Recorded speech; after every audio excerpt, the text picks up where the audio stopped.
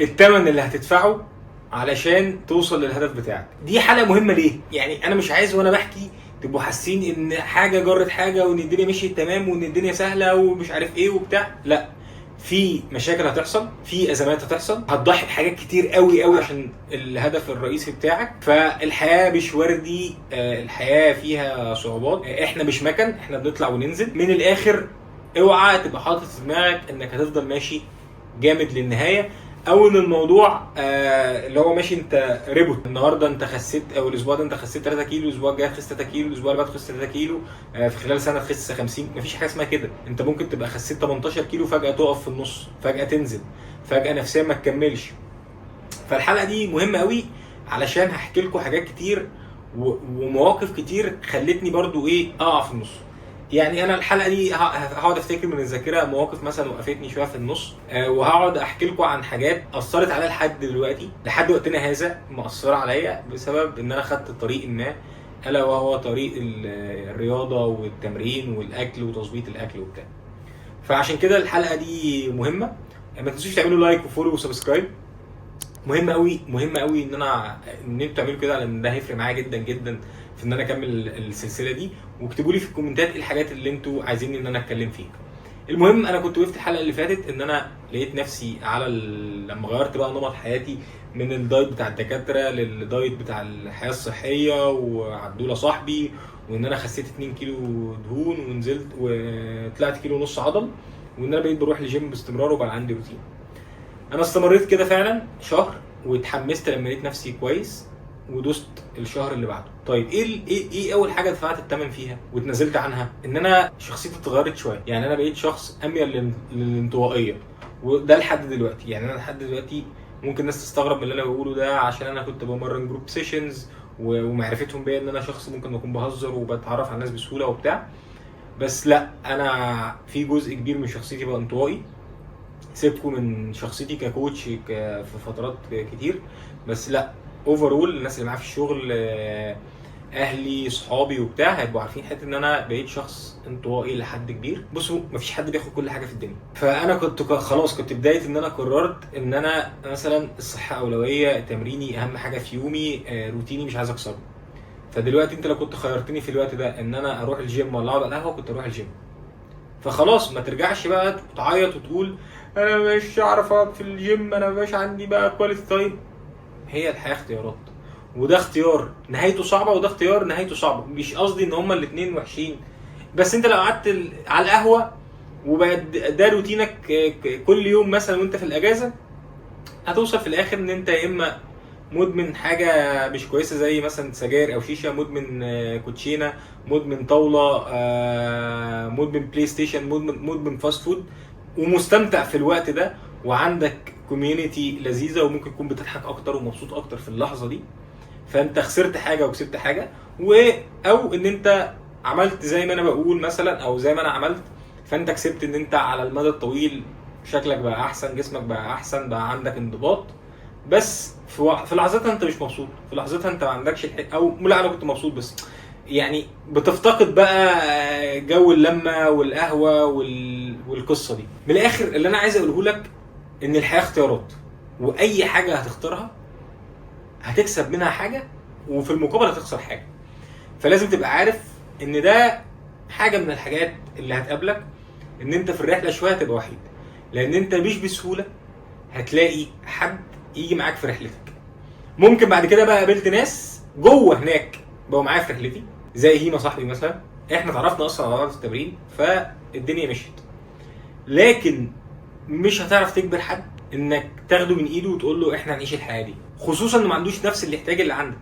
يعني محدش كان عنده نفس النيدز القويه اللي عندي، ان انا عايز اتمرن، او ان انا عايز اخس، او ان انا عايز اكل اكل صحي. فمعلش حاول تعرف تبقى وحيد، وده هيأثر عليك على المدى البعيد شويه، ان انت هيبقى فيه جزء من الانطوائيه.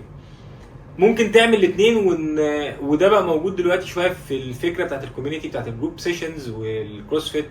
من كروسفيت نام شويه بس، يعني كوميونتي الجروب سيشنز عامه، ان انت بتعمل صحاب وفي نفس الوقت هم عندهم نفس الهدف وبيتمرنوا وبيحاولوا ياكلوا اكل صحي وبيحاولوا يخسوا وي وبتاع.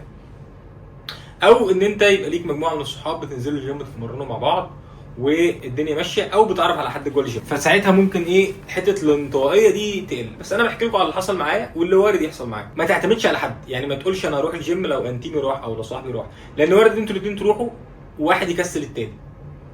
يعني وارد ان انتوا الاثنين تروحوا واحد يكسل التاني، فاختار حد يزقك لقدام مش يشدك لورا. انا في السفر مثلا، انا كنت بسافر طبعا في الجامعه مع اصحابي ايام ما كنا في الجامعه يعني، وكنا ممكن نقعد عدد كبير جدا في شاليه واحد وبتاع، عارفين بقى اللي هي سفرات الصحاب والساحل وبتاع ومش عارف ايه وكده. كنت ابتديت احاول بقى ان انا انام بدري واصحى بدري. فكنت انا بحكي لكم ان انا في الاجازه ايه اللي هو 3 4، لا بقيت كل شويه بدر ساعه، بقيت بنام الساعه 12 واحده which is ده بدري ساعتها، واحاول وبصحى ايه 8 9 الصبح.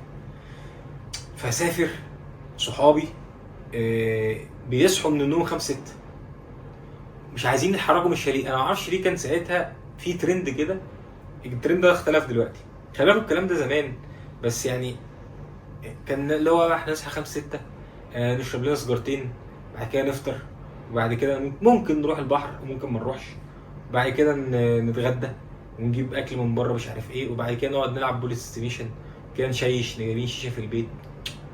وانا بقى مفيش اي حاجه من الاكتيفيتيز دي نافعه معايا. يعني انا بصحى بدري فببقى الوحيد مش لاقي حد اقعد معاه، ماليش في قعده الكوتشينه، ماليش في الشيشه، عيل ممل يعني، عايز اصحى افرق. يعني انا عايز اصحى مثلا اجري. كنت بقى اللي هو بقى انا صاحي من النوم كله بقى اللي هو صاحي اصلا كله نايم الساعه 7 الصبح و6 الصبح وبوليس ستيشن والشيشه مرميه على الترابيزه والبتاع، وانا عايز اصحى الصبح اجري وانزل ميه وبتاع، وعايز افرق وبتاع وعايز اخرج بالليل. يعني انا بقى انا عكسهم، هم عايزين يقعدوا. فهنا بتحصل بقى كلاش، يعني هنا بتبتدي بقى اللي هو ايه، انت مش مبسوط حتى وانت مع اصحابك، انت مش مبسوط وانت في السفر. وهنا مفيش صح وغلط، يعني مش معنى ان انا اللي انا كنت عشان انا بصحى بدري وبحاول اكل صحي وبحاول اتمرن وبتاع وانام بدري ان ده الصح. لا، كل واحد بيعمل الصح من وجهة نظره، او كل واحد بيعمل اللي يريحه. انا في الوقت ده كان عندي هدف، وده اللي كان بيتوافق مع الهدف بتاعي، واصبح بقى عندي روتين ما بعرفش اكسر. وانا ما بحبش ريحه الشيشه، ما بحبش ريحه السجاير، ما بحبش مش عارف ايه. فاصبحت ان انا شخص مش في القعده، مش مبسوط في القعده. فدي برضو بتخليك اكثر انطوائيه. طيب ايه تاني؟ العزومات. هتعمل ايه انت في العزومات؟ ما انت شخص عامل دايت، ومعظم العزومات ما بيبقاش فيها اكل دايت. يعني انا في الاول كنت مثلا ايه هاخد يوم الفري اليوم ده، بس انا اصبح ان انا ما بقتش افكر في يوم الفري بنفس المنطق. انا بقيت بفكر في الموضوع ان انا اصلا كده مش محروم من حاجه، فانا مش عايز اخد يوم فري مش عارف ايه بتاع. بس طيب رمضان هتعمل ايه في رمضان؟ انت دلوقتي عندك في رمضان بتتعزم مثلا مره او مرتين في الاسبوع، يعني 10 ايام في رمضان، فانت هتبوظ ثلث الشهر، انت مش عارف تعمل ايه. طب انا ايام ما كنت بعمل الدايت بتاع الدكتوره كنت ممكن اترزع لي اول 3 ايام ببوظ وهزر وبتاع، بس خلاص ما بقتش ده ينفع، لان انا بقيت بحاول امشي على حياه صحيه، مش اللي هو بقى ايه بحرم نفسي قوي قوي قوي واكل قوي قوي قوي، فلا كده مش هينفع. فاعمل ايه في رمضان؟ بقيت بروح باكلي. ايوه بقيت بروح باكلي. انا عارف ان دي ممكن تبقى الناس شايفاها قله ذوق، والناس شايفاها كلاحه، ده انت عيل كلح يعني والناس كانت بتتضايق في الاول، بس بعد فتره لما بيشوفوا النتائج بيبتدوا خلاص يحترموا جدا اللي انت بتعمله. بل بعد كده لحد دلوقتي بروح لاي حد عزومه بيبقى عامل لي اكل مخصوص، خلاص هو مثلا عامل يعمل لي فراخ، يعمل لي رز، يعمل لي مش عارف ايه بتاع. طب ليه انا استمريت بالرغم من القصص دي؟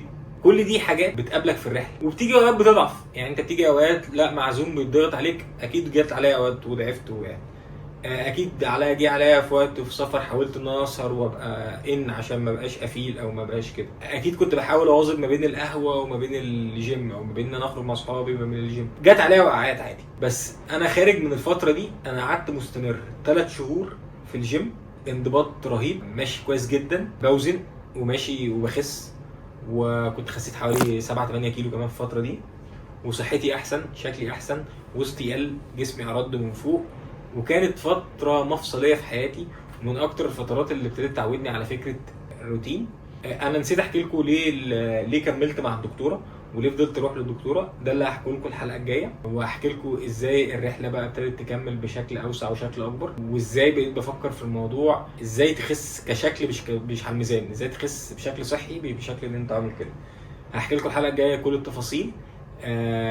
شكرا ان انتوا وصلتوا لحد هنا، ووصلنا لفقره الكود. وفقره الكود بتقول اي اختيار صحي هتاخده هتخسر قدامه حاجه، فاوعى تندم على اللي هتخسره. مفيش حد بياخد كل حاجه.